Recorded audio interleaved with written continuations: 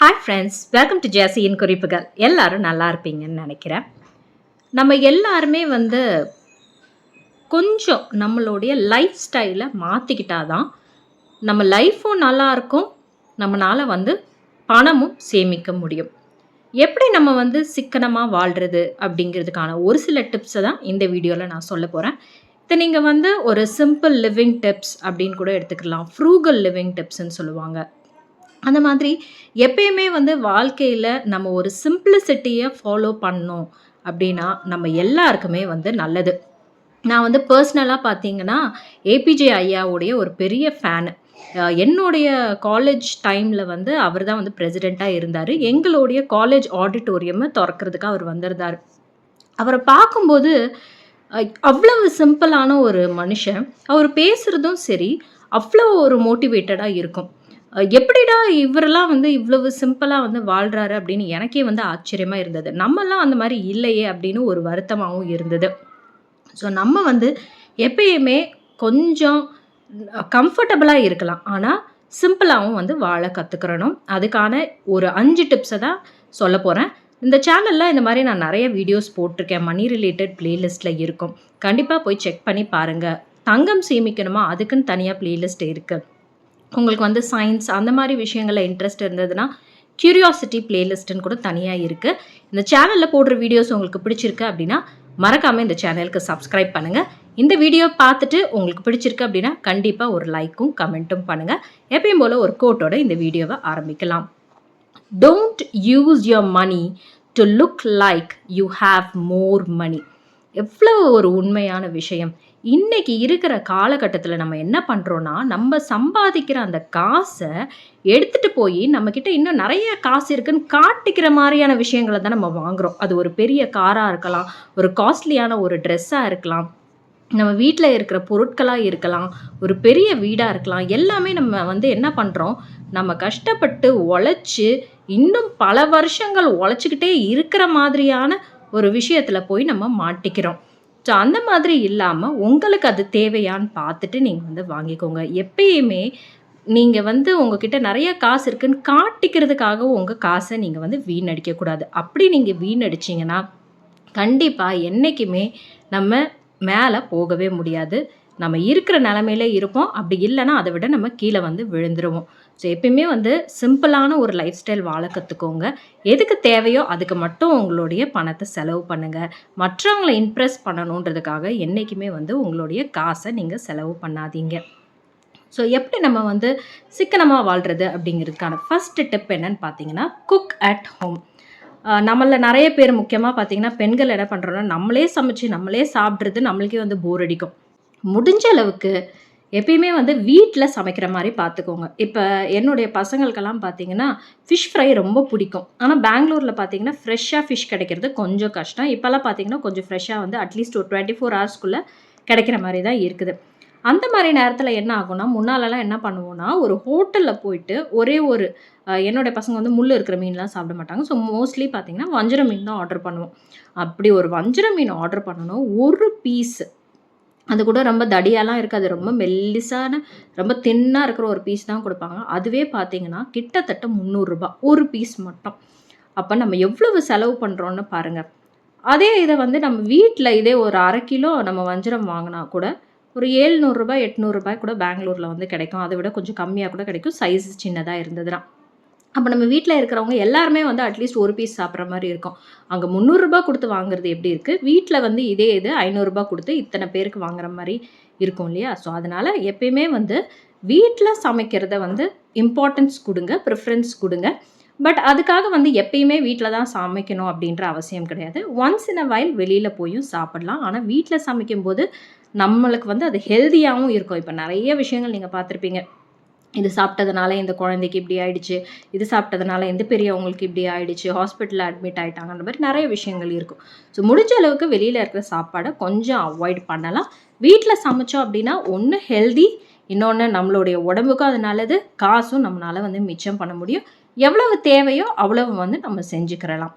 So 2வது விஷயம் என்னன்னு பார்த்தீங்கன்னா, முக்கியமான விஷயம் வேர் அண்ட் ஏப்ரான். நம்ம இந்தியாவில் மொத்தமாக பார்த்தீங்கன்னா, அது முக்கியமாக தமிழ்நாட்டில் நிறைய பேர் இதை செய்ய மாட்டோம்.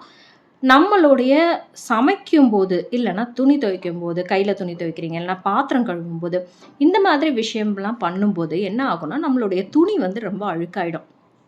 இப்ப எனக்கெல்லாம் பர்சனலா பார்த்தீங்கன்னா, ஒரு கெட்ட பழக்கம் இருக்கு. சமைக்கும்போதே வந்து கை கழுவும்போது அப்படியே என்னுடைய துணியில வந்து அது அ அந்த தண்ணிய வந்து தொடச்சுக்கிற மாரி இருக்கும். ஸோ அப்ப என்ன ஆகும், அந்த எண்ணெய் கறையா இருந்தாலும் சரி, தண்ணியா இருந்தாலும் சரி, நம்மளுடைய துணி வந்து வீணா போயிடும். அப்ப என்ன ஆகும்னா, கொஞ்ச நாளிலேயே அந்த துணிய நம்ம போட்டுட்டு வேற ஒரு துணி வாங்குற மாரி இருக்கும். அப்ப அது நம்மளுக்கு வந்து காசு வேஸ்ட் இல்லையா? அதுக்கு பதிலு இந்த மாரி ஏப்ரான் வாங்கிக்கிட்டோம் அப்படின்னா, அத கட்டிக்கிட்டோம்னா, நம்ம துணி வந்து துவைக்கும்போதும் சரி, நான் பாத்திரம் கழுவும்போதும் சரி, சமைக்கும்போதும் சரி, நம்ம அப்படியே துடைக்கிறதா இருந்தா, அந்த ஏப்ரான்ல வந்து நம்ம தொடச்சுக்கலாம். இதே இது நீங்க டார்க் கலர்ல அந்த மாரி வாங்கிக்கிட்டீங்கன்னா, உங்களுக்கு ஈஸியா இருக்கும். அந்த எண்ணெய் தெறிச்சாலும் அந்த ஏப்ரான் மேல தான் வந்து தெறிக்க போகுது. அதனால உங்களுக்கு உங்களுடைய துணிகள நீங்க வந்து பாதுகாத்துக்கலாம். இன்னொரு துணி வாங்குற மாரியான ஒரு நெலைம வராது. இத நான் வந்து இந்த வருஷத்துலருந்து ஃபாலோ பண்ணலாம் அப்படின்னு நெனச்சுட்டு இருக்கேன். சரி உங்களுக்கும் வந்து உபயோகமா இருக்குமே அப்படின்னு. நெறைய பேருக்கு வந்து வீட்ல நைட்டி போடுற பழக்கம் இருக்கும். இல்லன்னா சுடிதார் போடுவீங்க. அதெல்லாம் வீணா போயிடும். அப்ப அதெல்லாம் எவ்வளவு விலை குடுத்து நம்ம வாங்குற மாரி இருக்கும் இல்லையா? ஸோ அதுக்கு பதிலா சிம்பிளா ஒரு 2 ஏப்ரான் வாங்கி வச்சுக்கிட்டோம்னா, மாத்தி மாத்தி துவச்சு அது வந்து போட்டுக்கிறோம். ஏன் இவ்ளோ அழுக்கான ஏப்ரான் போட்டிருக்கான்னு யாரும் கேட்க போறது கிடையாது. நம்மளுடைய ட்ரெஸ் அழுக்கா இருந்தா தான் பிரச்சனை. ஸோ இத வந்து நான் நெக்ஸ்ட் மந்த் கண்டிப்பா வாங்கணும்னு பிளான் போட்டிருக்கேன். ஸோ பார்க்கலாம். நம்மளுடைய பட்ஜெட்லேருந்து அத ஒதுக்கணும் அடுத்த மாசம். 3வது விஷயம் என்னன்னு பார்த்தீங்கன்னா, சிம்ப்ளிஃபைடு வார்ட்ரோப். எத்தன பேர் வீட்ல வந்து போடாத துணிகள் நெறையா இருக்கு. நானும் வந்து வொர்க்குக்கு போயிட்டுருக்கும்போது, என்கிட்ட வந்து ட்ரெஸ்ஸஸ் இருக்கு. ஆனா, அதுக்கப்புறம் நான் ட்ரெஸ்ஸஸ்லே வாங்கல. இப்ப இருக்கிறத வந்து எங்கேயாவது வெளியில போனா மட்டும் தான் அத யூஸ் பண்ற மாரி இருக்கு. அதுக்காக நான் எக்ஸ்ட்ரா துணிகளே நான் வாங்குறதே கிடையாது. மேபி ஒரு 2 இயர்ஸ் ஒன்ஸ் அந்த மாரி ஏதாவது ஒரே ஒரு சுடிதார், இல்லனா ஒரே ஒரு குர்த்தி அந்த மாரி தான் வந்து வாங்கிப்பேன். ஸோ முடிஞ்ச அளவுக்கு வந்து உங்களோட வார்ட்ரோப சிம்பிளா வச்சுக்கோங்க. நெறைய பேர் வந்து என்ன பண்ணுவோம்னா, தேவையில்லாத எப்பலாம் ஆஃபர் போடுறாங்களோ, துணிகள வாங்கிட்டு வந்து அடுக்கி வச்சுருவோம்.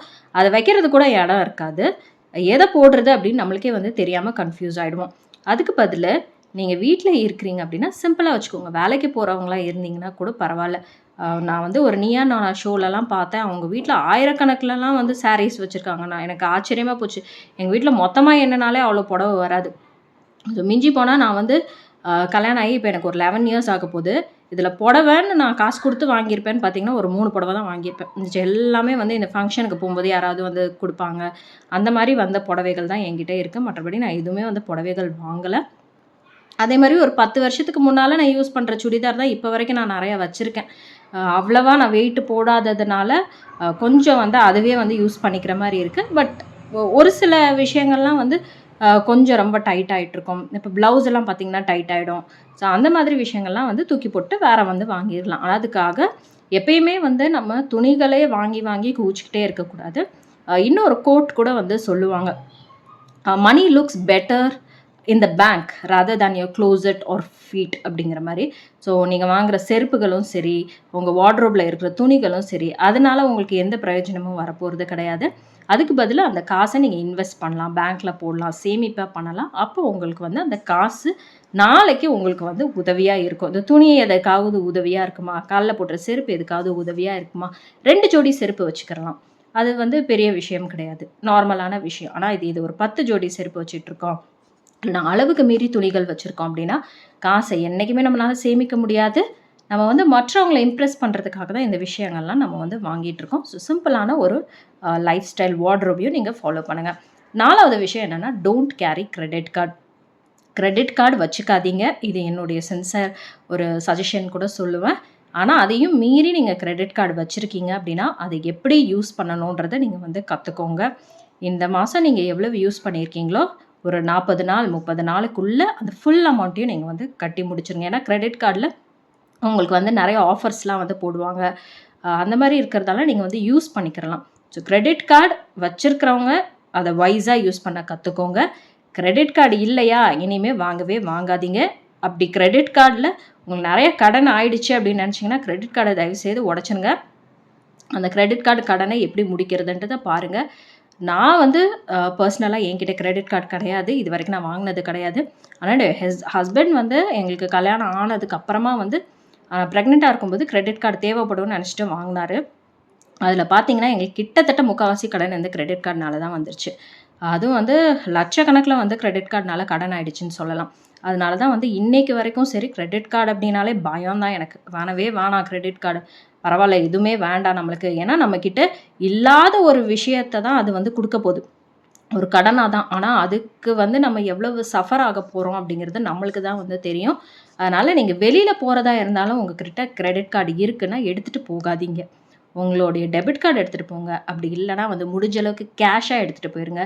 அந்த கேஷ் எவ்வளோ கம்மியா எடுத்துட்டு போறீங்கன்னா நல்லது. ஏன்னா அந்த கேஷ்க்குள்ள தான் நீங்க வந்து வாங்க போறீங்க. அதுக்கு அதிகமா எடுத்துட்டு போனீங்கன்னா, அதிகமா செலவு பண்ணணும்னு தோணும்.